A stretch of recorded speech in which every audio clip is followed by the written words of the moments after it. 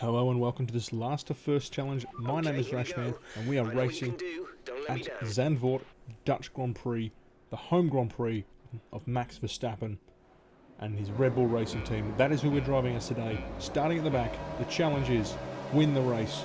Can we do it? Let's go. We get a good start. This time, the first time I'm actually properly using the ERS on the takeoff point. We get a good initial start, but we make the cheesy dive to the inside. How many places can we make a little bit of contact with? I think it was Latifi or Gasly. I think it was Gasly. Two lots of contact with him. And then we try and steal the inside to play cautious into this bend. Loosen the back end a little bit. See around the outside. This left-hand banked corner. And we go around the outside of Raikkonen, soon to be retired Formula 1 world champion. Progressing forth, bumping around almost, playing very, very close contact wheel to wheel. The word contact definitely was made. Nothing too substantial, thankfully. As we now progress into the second sector, tucked in behind Magnussen, the P14 in the first sector. Okay, that's a good We start. got a good start, as Jeff, our engineer, says. A little bit of contact with Magnussen on his gearbox, but it doesn't seem to have done too much damage to us. We'll check that later on, just to be sure. Anywho, we now get onto this back straight. ERS, rich fuel mix. We're going to dive down the inside. Yeah, over the curves. Sticking out wide. He's got the inside line. Try and get better traction at the exit of the corner. Side by side, still coming to the final bank corner. And now we jump over the curb just a little bit, extend it out wide, and around the final exquisite corner this is. Must have been a real feeling to do it in real life too. Used all of our ERS for the lap at the end of the lap. Dive down the inside of Carlos Sainz, P12 now on the opening lap of the Dutch Grand Prix. So great start to this race. Yellow flag ahead going to that corner. Perez and his racing point slowing down. Smoke coming out the back. He's got a problem and he no doubt will retire on that as we continue forth. Another place gained from that. Gets Perez out of the race. Will there be a virtual safety car? Doesn't look it. So we'll press on. P11 now, chasing down Kvyat. So close to the points paying positions already in this Grand Prix. Could you imagine the ruptures of this sort of start for Max Verstappen if he wasn't starting on pole in the 2021 Grand Prix, rather he was starting at the back and scything his way through. Anyway, progress on into the second sector, touch the inner curb on as we get onto the back straight. Unsettles the car a lot, so you do want to avoid that curb. So we can climb over these curbs, it's okay. Again, you don't want to touch the inner one on this left-hand corner as we approach the end of the lap again. Kvyat, Ricciardo, and Ocon all tucked in nice and close together for us to hunt down as we engage ERS, rich fuel mix. We've got plenty of fuel to use. The plan is to use it in clear air. DRS now enabled at lap 3. We set a purple sector 3, going on the outside of Kvyat's Alpha Tauri and make the job stick. The move stick job done, I should say.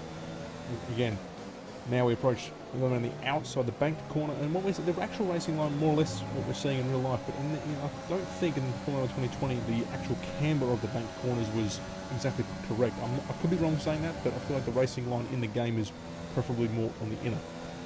We dive down the inside, a really opportunistic move against Ricciardo, and he's been pushed aside as we now chase his teammate Ocon in the Renault. Coming into the back straight, we take a much different, a far more unusual line against the AI.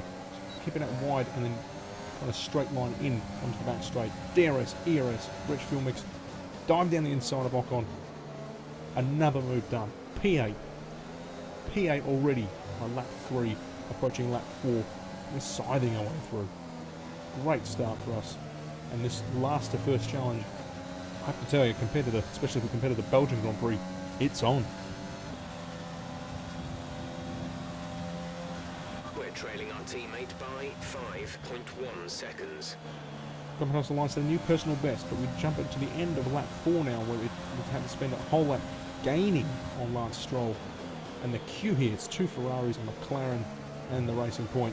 The Ferraris, of course, in 2020, not a quick car by any means, so they've really held up the other two, Norris and Stroll. So we're just putting our cars in the right area, and we're going on the outside of the bank corner, make a little bit of contact. A little bit of contact was made, check the front wing, no damage. We actually get a warning for the collision. Well, at least we're not getting a track violation warning, touch wood, as of yet, for this Grand Prix. We make a have a trend of getting ourselves in trouble with those track limit violations and penalties subsequently caused by those. Anywho, we carry on tucking in nicely behind and just trying to shape him up, just trying to find the right way. And again, we go around, go wide, making it as straight as we can for this left-hander, but we overcook it, we lose the back end. DRS active, ERS as well for a little bit. We're sticking lean fuel mix. We want to save fuel in the corners where you just know you cannot make overtakes. There's no point having the fuel mix in excess of standard level. So we're using lean because we know there will come a point when we get clear air and we need as much fuel as we can to just punch through the laps. Anyway, approaching the end of lap 5, we're tapped in nicely behind and now side by side with Stroll on his racing point. ERS, DRS, dive down the inside, almost hit the back of Norris. In fact, I think we did actually. Embarrassed the Martins, but we've overtaken Stroll. P7 in 6 laps, and we're going to try and stick around the outside of Norris on the bank corner. No, we're just going to try and shape him up, do what we did before, continue doing what we've been doing. As we check the front wing as well, no damage thankfully. And we just, again, consistency is all we're after. Consistency. No need to, there's plenty of laps to go, there's no need to take any adverse risks in going through the field. We're already close enough to the top 3 and putting ourselves in the podium place position. What we're doing here is fine. We've got so much pace, we can just feel it, we know it. So we're just going to use it. DRS actually faultily just turned itself off, so I have to reactivate it, but nonetheless it doesn't hinder us. We dive in the inside, make contact with Norris, the Ferraris are duking it out, and we've bullied our way through past their McLaren. And now the Ferraris are our next target. And I think we can get rid of them very quickly. In fact, it looks like we're shaping up the clear in the bank corner onto the main straight.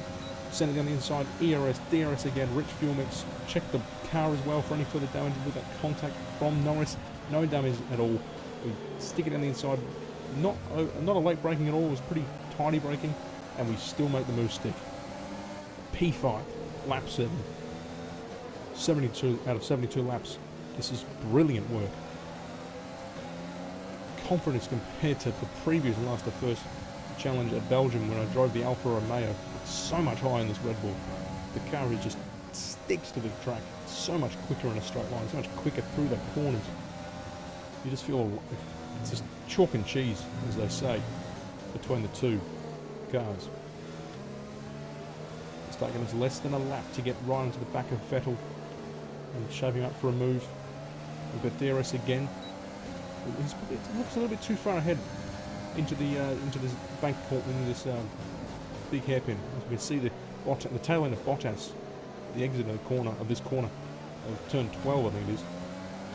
And now we're just again doing what we're going to just use the tried and tested manoeuvre, tucking in nicely behind on the bank corner, approach the straight as close as we can to the car ahead, and then just use what we've got to power our way through. And we're going to send it down the inside of Vettel. Late break this time. We leave plenty of racing room, but we've made the job stick, and now we're in the top 4 with lap 8. This is great manoeuvring. As we now got clean air, we've got the extra fuel. This is what we wanted the fuel for. Because when we got this clear air, we're going to wanting to use high, rich fuel mix, particularly on the straights, to just punch our way through the track and set new personal bests, fastest laps ideally, and as we get and to gain time on the front runners, our teammate Alex Albon and the 2 Mercedes, Lewis Hamilton and Valtteri Bottas. Bottas is our next target, speaking of, 5.5 seconds up the road, but we've already gained a few tenths on him this lap. Especially in the cornering here, our car is just showing, look at that, in a matter of seconds of saying gaining tenths, we've already gained about half a second off him. As we go onto the main straight, we use a little bit of it. We're going to use a little bit of ERS, no, not this lap. We're actually going to save some ERS from now on. Try and have some in reserves for when we need it, when we get closer to him to make an overtake. Lap 13 now. Just putting a consistent laps. You can already tell in the short amount of time it's gone on as Romain Grosjean retires and a virtual safety car appears. We've already built a good gap to Sebastian Vettel's Ferrari, which is inevitable really. But as we have chopped over a second in that time between to Bottas and his lead over us. And now the safety car allows us to save a little bit more fuel. We readjust the brake balance and get underway again. We've actually got a pretty good restart. We didn't lose too much time. We're very marginal with how much time we gained on the VSC. As we push on, we've got plenty of ERS now to use. We saved a bunch during the VSC period. It's 3.2 seconds now. Grosjean's pulled off at turn 1. Tarzan. You're increasing the gap on the car behind by 5/10. Lose the back end coming out of Tarzan actually on lap 14 here. Nothing to worry about though. The only concern is now we just don't want to overcook the tyres too much. We need to try and find that equilibrium between pushing the car and stretching the tyres out without cooking the tyre before our scheduled pit stop. On lap 14, the gap has really come so much closer in a short period of time. We get our first corner warning, track violation for track limits. But we've gained so much time on Bottas. He is struggling on his tyres, I would say. It's kind of like in real life, where Bottas's tyre management is just not up to the same standard as we've seen in the last few years compared to Lewis Hamilton. Hamilton just has that tyre finesse almost to nurse them and yet push them at the same time. That's what I've been just referring to, is trying to use the best of the tyres without overdoing them. And trying to have that equilibrium of preservation and outright speed. But now we're 2 seconds behind, gaining ever so much on lap 15. Taking two tenths out of him in a matter of corners, just taking amazing racing lines. Setting a purple sector 1 here this time around. 1.6 seconds, approaching 1.5 as we go into the back straight. We're just too far away from DRS though. Got a good exit. Will be a purple sector 2. It's green, not purple, but we're 3.5 tenths up on our best. We're now 1.2 seconds behind Bottas. We're going to be within touching distance of overtaking him in a matter of laps as we continue just to eat into his lead. Albon is only 3.8 up the road as well. Not sure about Hamilton at this stage. So we just have we're in so much more harmony with our car around this Zandvoort track. It's a fantastic track to drive as well. But only imagine, particularly on the bank corners like this one, turn 3, how much fun it would be to drive. As we exit that turn 3, we're only a second behind. Should be in DRS range on the back straight, and definitely on the main straight. This race is looking very handy. And I must admit, when I was driving through at this point in time, I was thinking, this is perhaps, so far as going to be, turns out, what feels like it's going to be the easiest last to first challenge I'm doing, because only after 16 out of 72 laps I'm this close behind P3 and P2, and Hamilton being first. He couldn't be too far up the road. I just thought that this Grand Prix was going to be relatively easy to win. As we get into the 12th turn, we lock the front left, getting a little bit out of shape. And anyway, we compose ourselves for turn 13 onto the bank corner, the main straight. DRS this time, ERS. Can we push? Can we overtake? No, we realise we're just a little bit too far back. It would have been very risky to dive down the inside, so we still get right onto his gearbox. We disengaged the ERS and switched the fuel mix into lean just to save ourselves when we want to make the more realistic overtake opportunity. Alas, it wasn't this lap. It wasn't lap 17, or the beginning of lap 17. We're just going to tuck in behind him. Again, saving fuel into the corners when we know there's no realistic opportunity to overtake. But this time we might actually, we've really sized him up here, but he's a little bit too far up ahead, and he cuts us off going into the right-hander of turn 8. We lose the back end a little bit coming into turn 9, into turn 10, stuck in nicely behind him. Lean mix, ERS and DRS in use, rich fuel as well. And we're going to make a move. We dive down the inside in turn 11. All over the place, but we've made the move stick. A really opportunistic manoeuvre pulled right there. And I can only imagine the legion of Dutch fans, and I think there's even a little bit of contact. Imagine the legion of Dutch fans seeing that. Just going off the rails. would have been pandemonium. That was a satisfying move to make. This is a hard track to pass, but I've found on F1 2020 that is perhaps my favourite overtaking place to make. We resume back on ending lap 17, almost hit the wall on the outside there. But we've got our way into P3 on the podium. Hamilton, less than 9 seconds up the road. We're only 18 laps in. This is within reach, absolute within reach. Lap 19, we've got an issue. There is a fault to the DRS. You won't be able to open the rear wing. We're working on a fix. Stay out. Terrible news.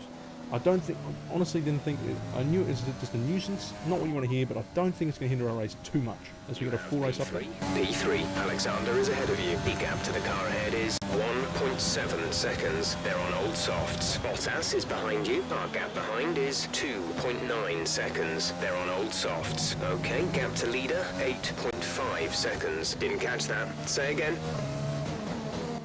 Right, so we've got the rundown. We know more or less what's going on, and we lose the back end at the exit of the banked corner of turn 3 on lap 20. But we know roughly what the picture is. So we know what we need to chase down. We know what we're dealing with. Got some context for our race. Lap 21, Hamilton pits. At the end of lap 21, beginning of lap 22, Albon pits. And now, as we set up purple sector 3 for lap 22, we're in the lead. And it's up. We have to push now. This is a lap we need to go as fast as we can. It's our in lap. We dive down in the pits, brake late, lock the fronts, and let's see how quick our pit stop is. It's a 2.5, pretty handy. Hamilton's at a new fastest lap on the new set of tyres. And again, with the strategy this time, unlike similar to previous races, we're doing an opposite strategy to everyone else. The conventional part, I should say. The cars around us are going soft, soft, medium. We've gone soft, medium, soft. I'm confident enough that we'll be able to maintain a good enough pace on the mediums relative to their soft tyres. I don't know if we'll be quicker, but I'm confident enough that we'll, at least on the third stint when we're on softs and they're on mediums, we'll blitz our way through the field.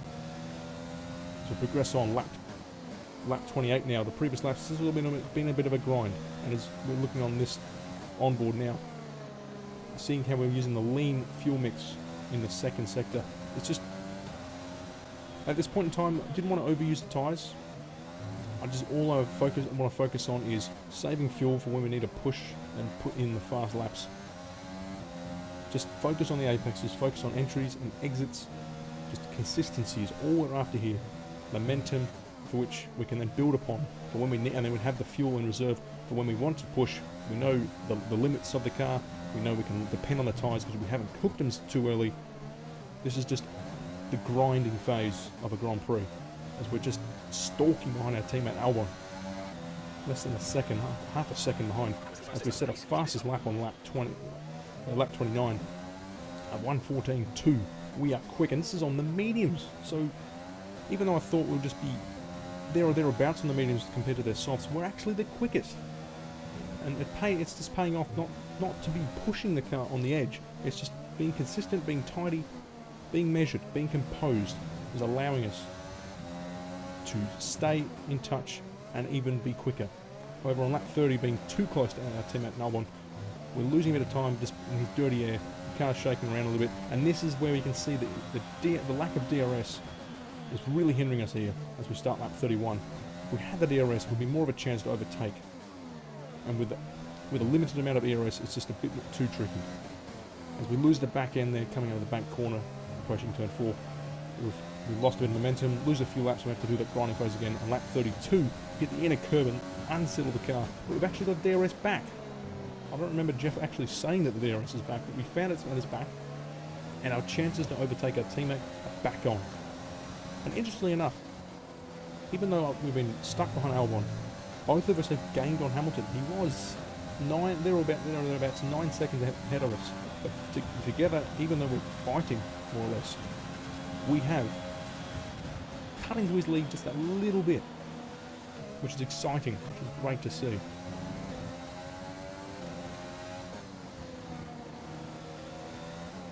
As on lap 33 now, again, we're just trying to find the right lines to make any inroads on Albon. We don't want to get as much as we know we can get past him, we were quicker than him. There's no need to make any opportunistic risky manoeuvres on him at all. The quicker, we've just got to keep ourselves composed, look for the right time, just line ourselves up, and just otherwise, until that moment, the right moment comes, we just need to tuck in and stay tidy behind him. There's a lap car ahead now, a Williams it seems, probably the Latifi. We're going to try and use him, hopefully it impairs Albon's race, and we can get on the back of him and make a manoeuvre. As we exit turn 12, approaching turn 30, there's a little bit of a hindrance, I think, caused to Albon by Latifi, as we're now 4 tenths behind him. ERS, DRS, we're going to try and use it all, and rich fuel mix. We're tucking us along, we're gaining and gaining and gaining. Center down the inside, where will we? Down the inside. Fantastic. P2 on lap 34. A relatively easy manoeuvre on our teammate. Not much of a fuss was put up there. He probably would have known that the challenge wasn't there. It wasn't worth challenging there. We were clearly far quicker, clearly quicker. And we now try and eke away on lap 34. 6+ seconds up the road is Hamilton. If we get a purple sector 1, probably assisted from the DRS we had on Albon. A green sector 2, Giovinazzi giving us a DRS. So close to a new fastest lap, but it wasn't to be from the third sector. Fast forward lap 36, we're now getting the DRS off Russell, lapping him. It's a nice addition for our race. We're again cutting into the Hamilton's lead. 5.6 seconds as we get to the end of lap 36 and set a tiny enough lap. Probably still quicker than Hamilton despite being on the medium tyre. We're leading our teammate by if you're watching the 3.2 times seconds. closely enough, you can see how much the gap we put on Albon over the laps as well. Lap 37, lapping Magnussen. It was like a second ago that we were passing him for a position. Lap 39, we get some information. Hamilton is ahead of you. Our gap to the car in front is 5.5 seconds. They're on old softs. Their tyres are 18 laps old. We think they've got one more stop. The time last lap was a 1 minute 15.4. So, 1 minute 15.4, and we've set our best time at 1:14.2. So, their laps being 18 laps old on the softs, don't have the durability at all, and we are able to just outperform on these harder duration tyres. Throughout this race though, I had to make numerous mid-session saves due to an issue with my wheel calibration, and to demonstrate what I'm talking about, this is what kept happening. As the Grand Prix progressed, the centralisation of the wheel tilted to the left, really hindering my momentum in this race. We made enough saves. As frustrating as it was, we continued to push on. I would have to make further saves later on. But anyway, lap 45, Hamilton and Albon have pitted to get off the soft tyres onto their final stints. Interesting enough, Jeff said, I think they may have one more stop to make. Of course, Jeff. They only pitted for soft tyres from the soft tyres in the first pit stops. Anywho. So now, our mediums will not be able to compare with the fresh mediums of Albon and Hamilton. But still, we're setting a green sector 1, almost a 10th up on our previous best. And now it's just a matter of getting to the next stint. For the mediums, car behind on the medium tyre. And also, there's risks of rain as well, as we check with Jeff. We think we may see some rain. ETA is about 15 minutes. Dries seem like the best tyre for now. So on lap 45, we've been told 15 minutes there will be rain. That's going to throw a curveball. It's now I was beginning to think, do we wait and just stay on the mediums, hold track position and wait for the rain, or do we continue as planned onto the softs? Hamilton is behind you. The gap to the car behind is 9.3 seconds. They're on fresh mediums. We've got a 9-second advantage over Hamilton. Our tyres will fade whilst his coming to full strength. Already, as we go to lap 47, he's set a new fastest lap of the race at 1:13.9. Rain is forecast in just over 10 minutes time. Rain in 10 minutes. Lap Dries 48, like the fastest Jeff is tyre still at the saying moment. rain is 10 or so minutes away. However, despite our dilemma of keeping these tyres in good durative life, we're set a purple sector 1 and a green sector 2 on lap 49. as we catch up towards the back of a back marker. Hamilton 7.98 seconds behind. We still have got good laps. We run awfully close to exceeding the track limits once again into the main straight.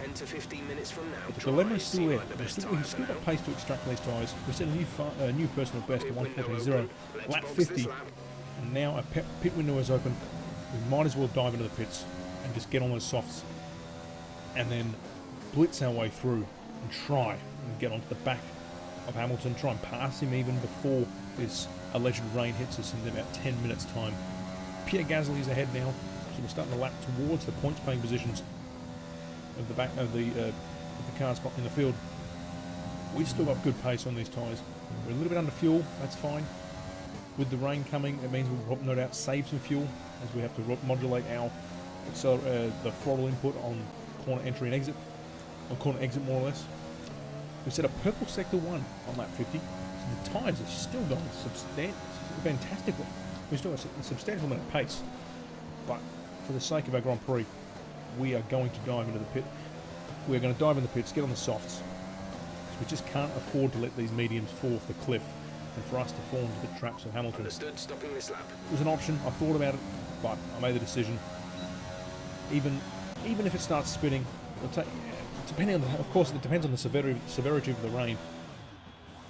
Being on the soft tyre as it starts to get wet is the better tyre to be on. When the temperatures drop off on the track due to conditions, the softs warm up best. The mediums will have a harder time warming up in the cool conditions, so let's just put ourselves on those softs and let's just fly through the field. Already on our outlap with purple sector 2. We're going out purple sector 3, 1:13.3. So that was not the outlap, that was the first lap, full lap out from the pit stop. It's the new fastest lap of the race. Lap 54, another fastest lap, taking 2/10 out of previous. Into lap 50, onto lap 55, another 2/10. So we're flying away as we re-lap Gasly once again. It felt like just when he came and went before. But now on approaching lap 57, we make another save because the wheel calibration once again playing funny buggers on us. We get on to lap 57, and Hamilton is less than 4 seconds ahead as the first drops of rain are approaching on the camera, on our visor, on the track. We have to be really mindful now of throttle input, corner exit. 20 minutes of rain, allegedly from Jeff, he says on lap 58. So fast forward to lap 60 now, Nicholas Latifi's Williams. We lap him again for the second time this Grand Prix. And Hamilton is less than 3 seconds. If we get a little bit wishy-washy on the exit of turn 10. On the back straight, the back end is sliding around a bit, the temperature's dropping off. But as I said before, the soft tyres in these conditions will be in much better performance window compared to the mediums. And this is perhaps my decision to box, knowing the rain was coming, paying off dividends, because we've just sided so many tenths out of Hamilton's lead. He gets under 2 seconds now on lap 61. Approaching almost a second on lap 62, so we took 8 tenths out that lap in itself. As we can get lap 62, turn 1 into Tarzan, we're really getting onto the back of him. Less within the DRS window, as we go through the first sector, we're just crawling through the circuit. Who is turtling through it, more comparatively speaking, is Hamilton, who's losing a lot of time on those medium tyres. We eat away, we progress forth.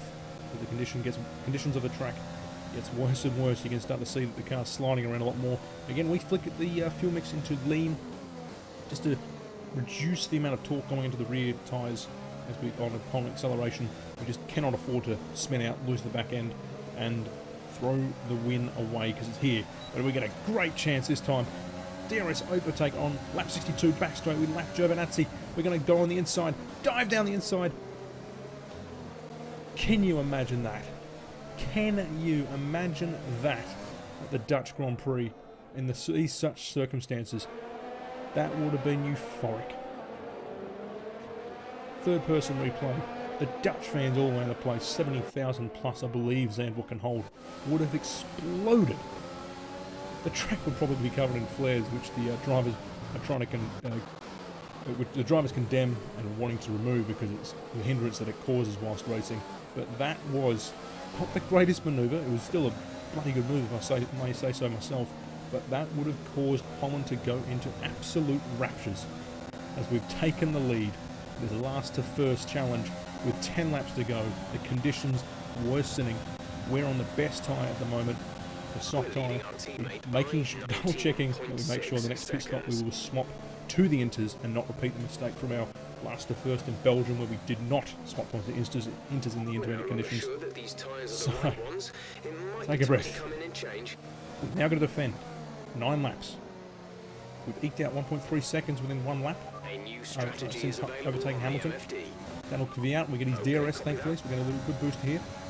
Jeff is saying it's the time to change. I already made the decision before he actually told me we're going to pit this lap, especially when he said that the conditions, we're not sure which tyre is the best to be on. We're diving into this lap. We cannot afford to stand any longer, fearing that Hamilton might undercut us and get the performance boost he needs to overtake us. This is it. Lap 63, we're diving in. We've got a 1.4 second lead that we lost a bit of time towards the end of the lap. We dive in. Everyone else around in the top 5 is pitting pretty much. As in we go. We've got a car behind us blocking. Behind us, and it all looks like the Alfa Romeo may have impeded Hamilton's exit of the pit stop, so we might get some time off him. That works it out beautifully for us. As Albon pits, he's a mile behind us. Speaking of a mile behind us, so is Stroll and Ocon, and we're just light years away from the rest of the field. Hamilton and Albon and ourselves that are just in a league of our own, more or less, and we're still, Hamilton and myself, a league away from Albon as well. We are just flying away from the rest of the pack. If you lap Magnussen once more, as we've now got a 3.2 second gap on lap 66, and I must admit for the rest of the race it was pretty mundane. I was on edge as my actual Logitech G27 wheel recalibrated itself slowly but surely as I progressed forth. But for the race, it was just the rest of the race, it was a matter of lapping the field, taking the wet racing line, not the optimal dry racing line, and just keeping the car straight, composed, away from the curbs, away from the barriers, away from the lap cars, and just maintaining good discipline, good rhythm to get to the end. It was a pretty relatively dull affair towards the end of the race as we just fast forward through lapping the cars, and we'll ultimately get to the final lap of the race, which I will show in full. The back end of the race, not so exciting, but the challenge to get up to the front always is. And on this track, in this car, as Max Verstappen, as Red Bull Racing, we clearly had a pace advantage. The setup was superb, utterly sublime to drive. And you see 121.4 compared to the previous fastest lap of the race of the 112.9. That's the conditions. At lap 70 got to its worst, especially as we lapped the Ferraris and a McLaren ahead. Sorry, no, my apologies, Bottas ahead. Can you believe that?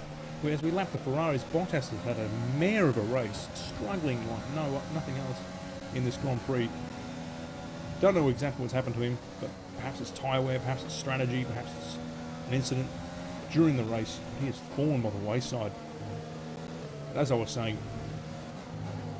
getting up to the front of the field is always the fun part. And knowing that you have, and being in the machinery that we are in the Red Bull Racing, just so much capacity, so much potential behind it, makes it such a pleasure to drive and to be able to duke it out and get into this position where we can win. As we pass Bottas for the second time going into turn 11 on the back straight of this Grand Prix. This is your final lap, lap of the race. Final lap of the race. We're going on board. It's been a fun race. It's been a tough, tense race with that wheel calibration playing funny games for my actual efforts racing. The track itself, I've only played it once in career mode, perhaps twice in on the online racing, ranked or otherwise, and it's always been fun. It's a fun track to drive. Supremely jealous of the actual real drivers out there that drive in various categories that get to go on this circuit. Looks like such a treat. The calibration of the track, the angulation, the fast corners, the slow corners, all of it looks like such a fun time. Now we're just nursing our way through, no risks, just taking it easy, taking it safe. We've got a 3-second buffer, and for the first time in our last to first challenges, there is no 3-second penalty added for corner violations by cutting or extending the track limits. We're going to cross the line, and imagine this: Verstappen in this circumstance would send Holland ablaze in a field of joy. Starting last would have been a mare of a qualifying, but he crosses the line to win the Dutch Grand Prix. That's a race win. You've really been great today.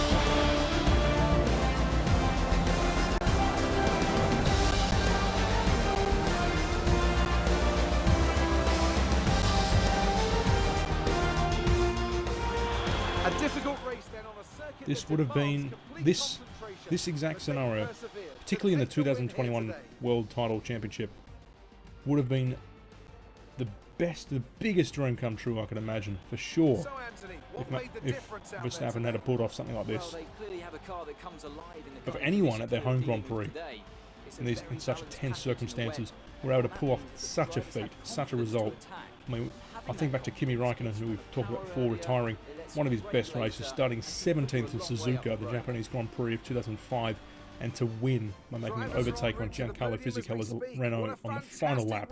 But to do a last to first at the home Grand Prix in a title fight with Mercedes, with Lewis Hamilton, this would be the highlight, for sure, of one's career. Or at least it's up there. Who would you rank as your driver of the day? Often my go-to would be a driver who's managed to pull off an especially impressive feat during the race. However, in this instance, I was more impressed by Max Verstappen's solid, clean driving throughout the event. Well, Ant, an end to another fantastic weekend of racing. Well, Ant, I don't mean to step on your toes, but wasn't this exactly the magnificent achievement that you're supposedly not congratulating? Yeah, sure, we drove a consistent, clean race, but we pulled off a masterstroke here, starting last and winning. Gotta love the coding of this game. Gotta love Formula 1. Gotta love Formula 1 2020. You've also got to love Formula 1 2021, of course. So, couple of warnings. 1 for the collision, 2 for track violations, but we got a clean race. Penalty-free, I should say. And we won from last at the Dutch Grand Prix. As tense as it was for me to deal with the wheel calibration, this was a treat to do. This circuit, as I've said a few times, such a treat, such fun to drive. And we pulled it off for the second time in the last of first challenges, winning from last. Thank you for watching. Hope you have a great afternoon, great evening, great morning, whatever it is. And I will see you in the next one. Take care.